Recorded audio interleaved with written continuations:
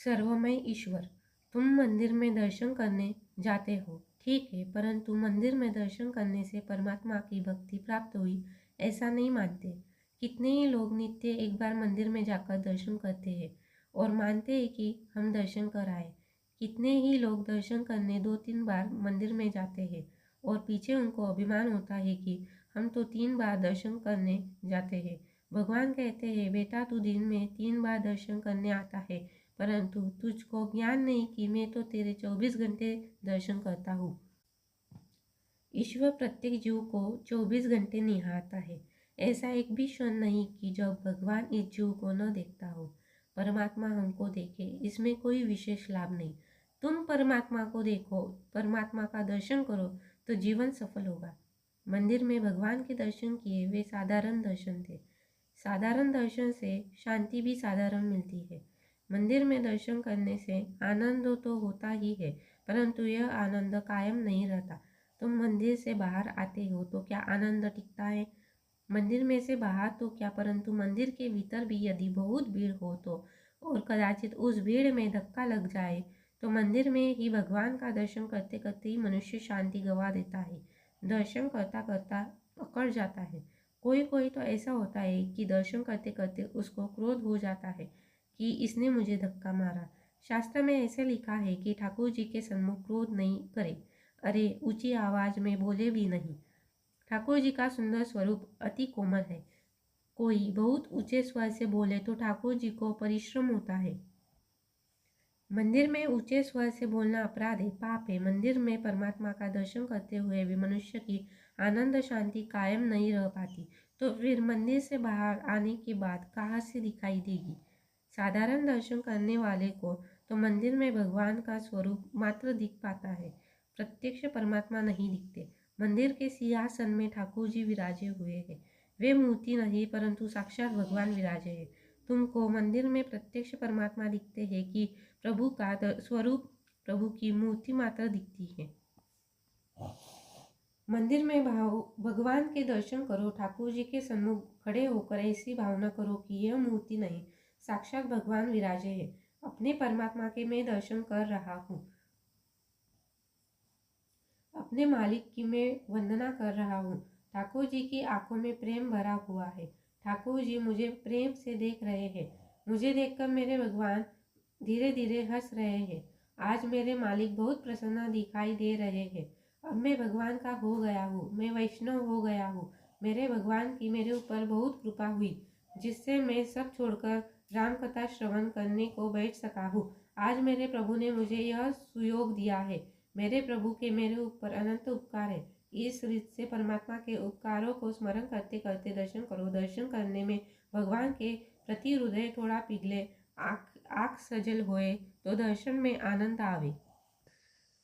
परंतु जिसके हृदय में भावना नहीं, जिसका हृदय शुष्क है, जिसके हृदय में प्रभु प्रेम नहीं, भगवान भाव नहीं, जिसका हृदय पिघला नहीं, उसे तो मंदिर में परमात्मा दिखता नहीं, एक मूर्ति मात्र दिखती है। मंदिर में परमात्मा के दर्शन करो, यही ठीक है, परंतु इतने मात्र से भक्ति परिपूर्ण नहीं होती। मंदिर में जिस भगवान से दर्शन करते हो, उसी प्रकार प्रत्येक मानव में ऐसी भावना रखो कि मैं जिसे देवता की सेवा करता हूँ, पूजा करता हूँ, जिस परमात्मा के नाम का जप करता हूँ, वह मेरा भगवान केवल सिंहासन पर बैठा है ऐसा नहीं। यह तो प्रत्येक मानव शरीर में विराजे हुए है, सब में विराजे हुए हैं।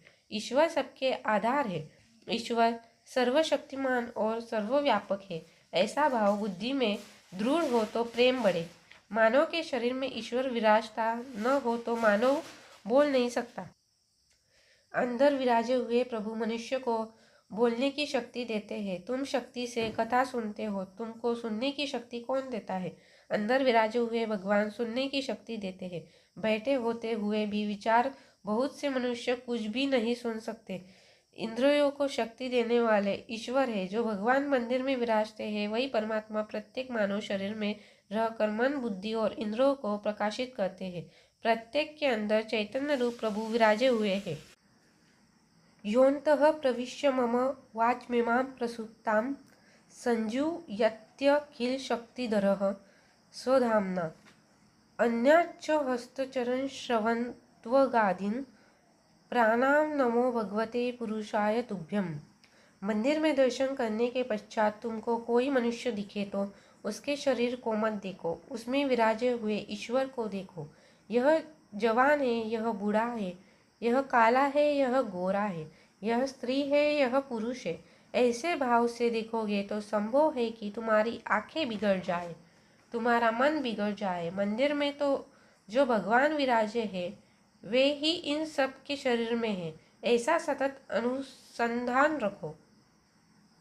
जिसे दूसरे में ईश्वर न दिखे उसे मूर्ति में भी ईश्वर नहीं दिखता। मूर्ति में भगवत भाव स्थिर करना है, परंतु जो बोलते चलते भगवान में भाव सिद्ध न कर सके वह मूर्ति में भाव स्थिर नहीं कर सकता। सृष्टि उत्पन्न करके प्रभु ने प्रत्येक पदार्थ में प्रवेश किया है, वह प्रवेश न करे तब तक सृष्टि बेकार है, अतः ईश्वर सब में है। श्री राम इस फूल में भी विराजे हैं।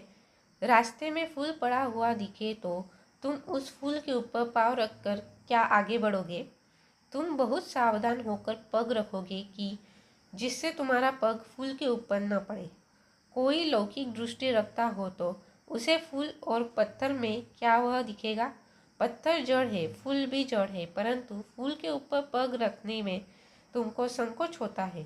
फूल में तुमको कुछ दिखता है, तुमको ऐसा लगता है कि मैं जिस देव की पूजा सेवा करता हूँ वह परमात्मा सुगंध रूप में इस फूल में विराजे है।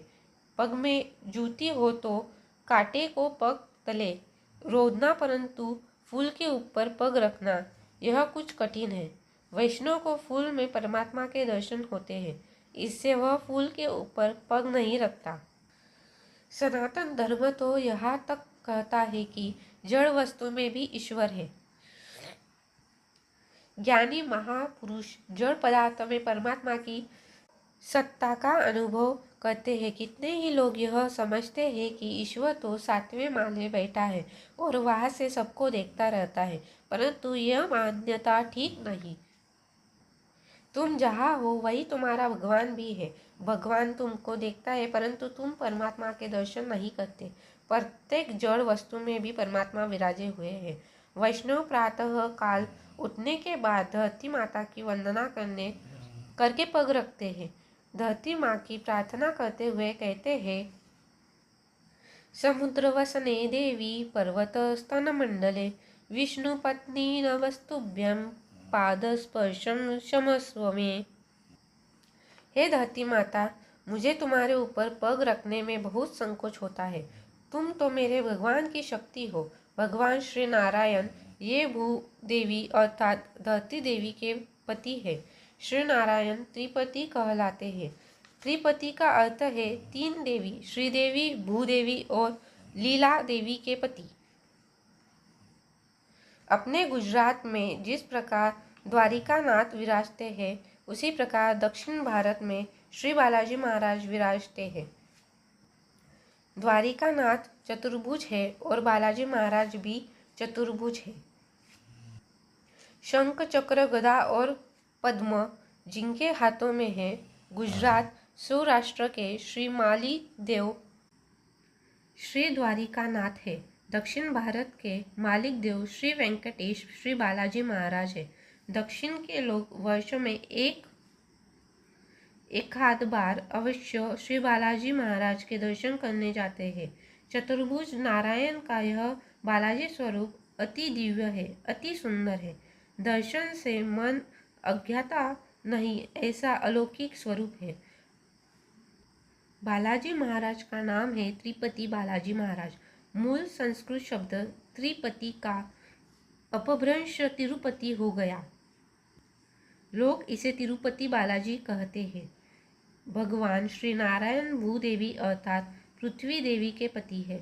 इससे वैष्णव कहते हैं कि ये धरती माता हमारी माँ है। धरती पर पग रखने से पहले वैष्णव धरती की वंदना करते हैं।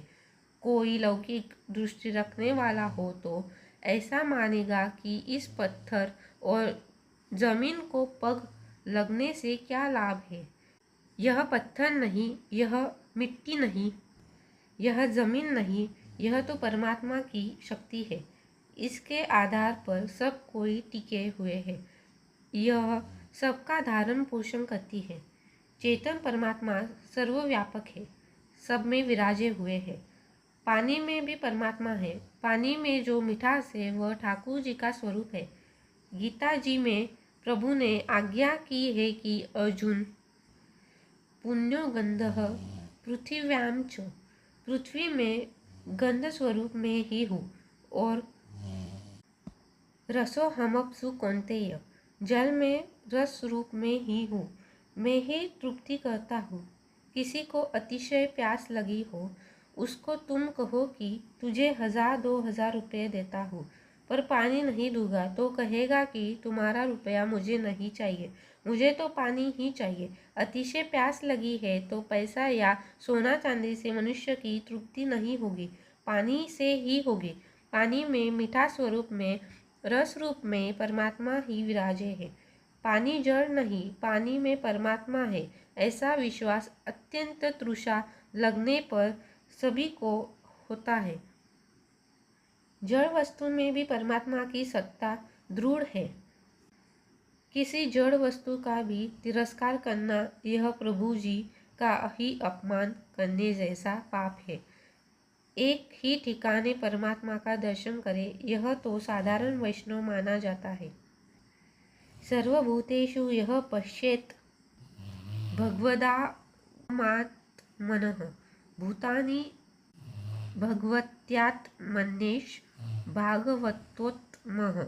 उत्तम वैष्णव है जो जड़ चेतन सब में अपने इष्ट देव का दर्शन करता है, सब में श्री राम कृष्ण के दर्शन करता है, प्रत्येक मानव में भगवत भाव दृढ़ करता है, सब में भगवत भावना की दृष्टि से देखने की टेव पड़े तो ही मन पवित्र रहता है।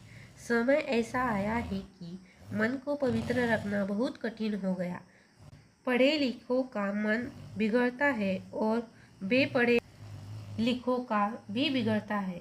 संसार के व्यवहार में रहकर मन को पवित्र रखना यह असत्य जैसा है।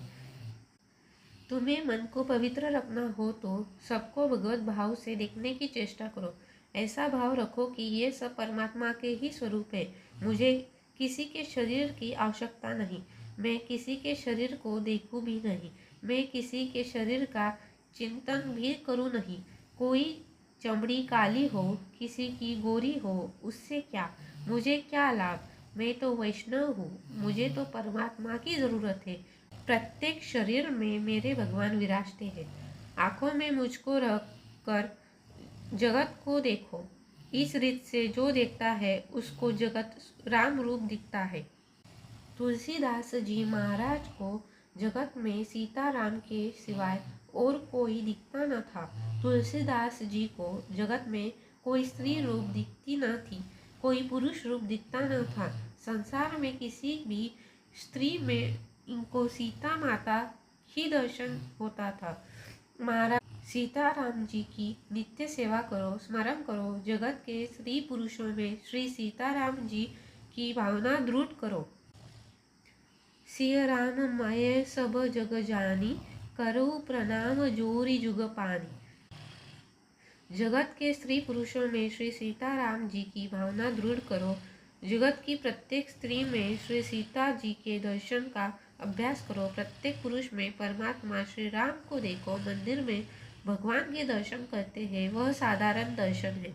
प्रत्येक मनुष्य में परमात्मा के जो दर्शन करता है उसे असाधारण दर्शन कहते हैं। ऐसा असाधारण दर्शन करो जिससे मन की शांति कायम रहे। तुम सब में भगवान के दर्शन करने का अभ्यास करो तो एक दिन ऐसा आएगा जिससे तुम्हारे अंदर विराजे हुए भगवान तुमको दिखने लगेंगे।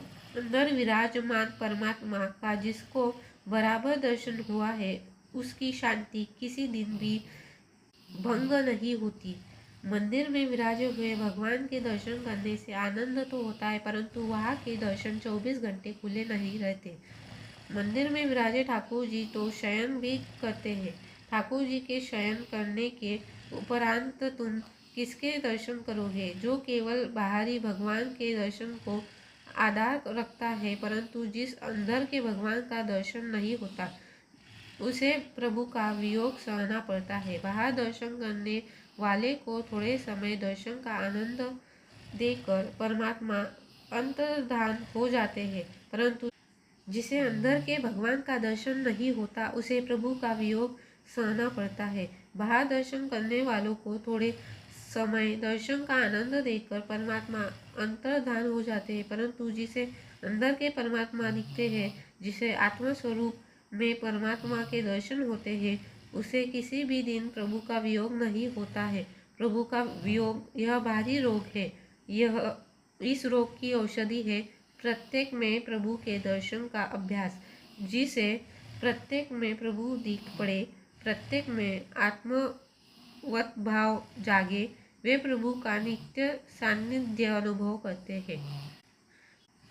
प्रत्येक में प्रभु के दर्शन करते करते ज्ञानी महापुरुषों को ऐसी तन्मयता हो जाती है कि उनको स्वयं में भी परमात्मा दिखने लगते हैं। वह ऐसा अनुभव करते हैं कि जो प्रभु वैकुंठ में विराजते हैं वे प्रत्येक जड़ चेतन में भी है और वे मुझ में भी सतत विलास करते हैं। ज्ञानी महापुरुष परमात्मा का सतत दर्शन करते हैं, उनको प्रभु का वियोग होता नहीं और इससे उनका आनंद स्थायी टिकता है। बड़े बड़े साधु महात्माओं को पास कुछ भी रहता नहीं, परंतु उनकी शांति भंग कभी होती नहीं। ये सतत आनंद में मस्त रहते हैं। इसका एक ही कारण है कि ये जानते हैं कि इस जगत का जो मालिक है, जो लक्ष्मी का पति है, जो सर्वेश्वर है, वह स्वयं हमारे हृदय में है। अरे लक्ष्मी हाथ आवे तो मनुष्य बहुत सुख मानता है, तो लक्ष्मीपति जिसके हाथ में आवे तो उसका सुख कितना होगा। कितने ही लोग ऐसा समझते हैं कि मेरे पास लाख रुपए है, मुझे तनिक भी बाधा आवेगी नहीं, भले ही कुछ भी हो जाए। लक्ष्मी होने से ही मनुष्य इतना निश्चिंत हो जाता है कि तो लक्ष्मीपति का सानिध्य जिसको सतत होता है उसकी शांति कैसी होगी। लक्ष्मी से मिलने वाला आनंद क्षणिक है, यह कायम रहता नहीं। जो आत्मा स्वरूप में लक्ष्मीपति को देखता है, परमात्मा की झांकी करते हैं, उनका आनंद कायम रहता है।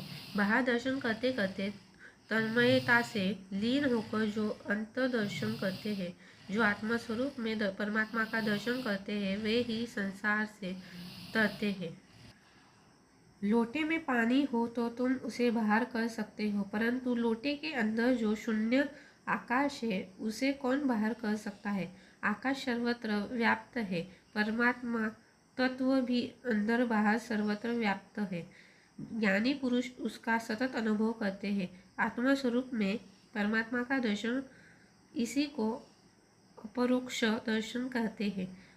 गोपीजन श्री कृष्ण के अपरोक्ष दर्शन में इतनी तन्मय हो जाती थी कि श्री कृष्ण वियोग से व्याकुल हुई सखी से कहने लगती, अरे सखी, तू कृष्ण को ढूंढने कहाँ दौड़ती है, मैं ही श्री कृष्ण हूँ। गोपियों को श्री कृष्ण का सतत संयोग है और उससे गोपियाँ आनंद स्वरूप है। अपरोक्ष दर्शन से बहुत शांति मिलती है, बहुत आनंद मिलता है, जीव कृतार्थ बनता है। मंदिर में दर्शन करो और पीछे प्रत्येक मनुष्य में प्रभु के दर्शन करो। जितने मनुष्य दिखते हैं वे सभी भगवान के अंश है। प्रत्येक जड़ चेतन वस्तु में प्रभु विराजे हुए हैं। ऐसा भाव रखकर विवेक से व्यवहार करो तो एक दिन तुमको अपने अंदर परमात्मा का दर्शन होगा। गुजरात में अपने को कोई मिले तो प्रत्यक्ष में श्री कृष्ण कही जाती है। काशी अयोध्या की तरफ ऐसी पद्धति है कि कोई भी मिले तो राम राम कहते हैं। ये एक बार राम बोलते नहीं, 3 बार राम बोलते नहीं, परंतु 2 बार राम राम बोलते हैं। यह 2 बार राम क्यों बोलते हैं? 1 बार नहीं, 3 बार नहीं, सिर्फ 2 बार। इससे क्या तात्पर्य है? इसका एक कारण है, इसके पीछे ऐसी भावना है कि मुझको जो दिख पड़ता है वह मेरा राम है और मेरे अंदर भी तेरा ही राम विराजा हुआ है। उन राम जी के प्रकाश से मैं जगत को देख पाता हूँ। राम जी मुझे प्रकाश देते हैं। जो दिख पड़ता है वह राम है तथा जो देखता है वह भी तत्व दृष्टि से राम जी का ही स्वरूप है। तुम मेरे अंदर राम जी का दर्शन करो और मैं तुम्हारे अंदर राम जी का दर्शन करूं। ऐसी भावना परस्पर रखो तो बहुत शांति प्राप्त होगी। तुम भूतों में भगवान का दर्शन करो तो बहुत लोग तुम में भगवान का दर्शन करेंगे। वैष्णव तो वह है जिसके दर्शन से भगवान याद आवे। वैष्णव तो वह है जिसको देखने से परमात्मा का स्मरण आवे। तुम जिस मनुष्य के साथ व्यवहार करो उस मनुष्य में श्री राम जी का दर्शन करते हुए बोलो, श्री राम जी का दर्शन करके चलो। प्रत्येक मानव में श्री राम जी विराजे हुए हैं, इसे याद रखकर व्यवहार करो तो तुम्हारा प्रत्येक व्यवहार भी भक्ति हो जाएगा। यह व्यवहार व्यवहार नहीं रहेगा, भक्ति बन जाएगा। तुम्हारे घर में नौकर भूल कर तो नौकरों को धमका दो, परंतु नौकर में राम जी विराजे हैं, इसको भूलो नहीं। कितने ही मनुष्य ऐसे होते हैं कि लड़का भूल करे कुछ नहीं, परंतु नौकर भूल करे तो चले नहीं। लड़का घर में मोटा नुकसान कर दे तो बाधा नहीं, अपने को जरा खोटा लगता नहीं, परंतु नौकर से थोड़ा सा भी नुकसान हो जाए तो आँख निकालते और धमकाते हैं, तू ऐसा है, तुझ में अक्ल नहीं। नौकर में भी परमात्मा है। तुम्हें कोई ऐसा कहे कि तुम में अक्ल नहीं, तुम मूर्ख हो, तो तुम्हें दुख लगेगा। ध्वनि से उत्पन्न प्रतिध्वनि तुम्हारी आत्मा के प्रतिकूल लगे, वैसा व्यवहार दूसरे से न करो। आत्मनः प्रतिकूलानि परेषां न समाचरेत। मेरे अंदर जो राम विराजमान है वही सबके शरीर में भी है, ऐसा भाव सदैव रखो। प्रत्येक में राम जी के दर्शन करते हुए व्यवहार करो तो व्यवहार शुद्ध होगा, और व्यवहार शुद्ध होगा तो भक्ति में आनंद आएगा।